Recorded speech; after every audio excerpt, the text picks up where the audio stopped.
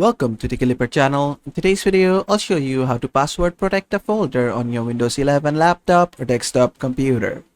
Now, at first, just go to the folder which you want to lock. For example, I want to lock this private folder. So to lock it, I'll need to right click here, click on new, then just click on text document, and then just name it anything, folder locker.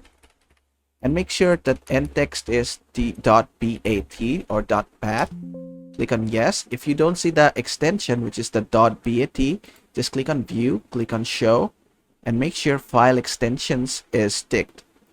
And after that, just right click on it, click on edit in notepad, and inside it, paste this code. I'll give the file link in the description below.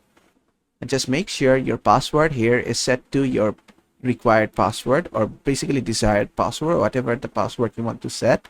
For example, I want to set it to 1234, and I'm gonna save it and just gonna close the notepad.